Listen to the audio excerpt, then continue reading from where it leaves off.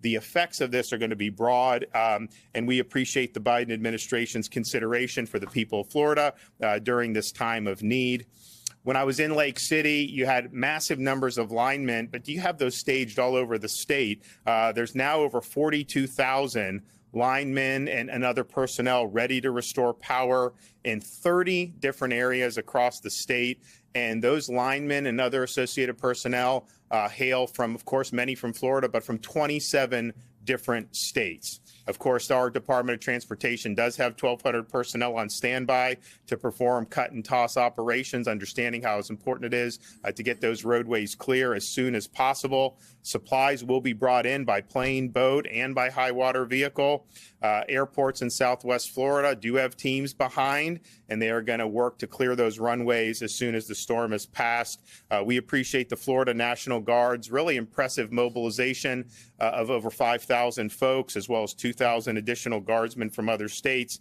They have 9 Chinook helicopters ready to go, and additional 22 helicopters will be coming in after landfall that will be here within the next 24 hours. Kevin will talk a little bit more about this, but we have the 5 urban search and rescue teams. You'll hear from FWC about what they're doing, high water vehicles from Florida Highway Patrol, and of course our Coast Guard partners.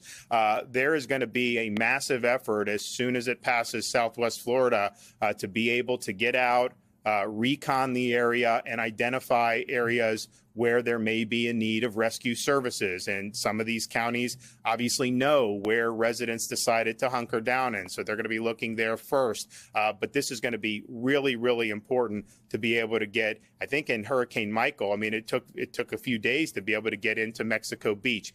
We have the air assets to be able to recon and know where the response efforts need to go. And so in total, we have nearly 250 aircraft, more than 1,600 high water vehicles, and more than 300 boats of all drafts and sizes, including 250 already in the major impacted areas and nearly 50 that are staged and ready to come in as needed. These include smaller rescue-oriented boats, airboats, and larger boats that will be delivering supplies by water if need be. I want to thank the 26 states that have sent us support, including Tennessee, Virginia, Montana, New York, Colorado, Indiana, New Jersey, and Georgia.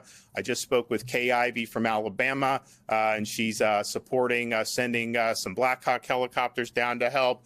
Governor Bill Lee in Tennessee fast-tracked a request that we had from Tennessee. We appreciate that. I was also just able to speak with John Bell Edwards from Louisiana. They've helped us, but he said, hey, we've got a lot of experience in hurricanes recently, so these guys are good. Ask us. We want to send more. And so we really appreciate that consideration. And if we need that, we certainly will do that. We also understand that people that are displaced are going to need assistance. So the Department of Economic Opportunity has already deployed funding and guidance through community action agencies to help Floridians in need of short-term support.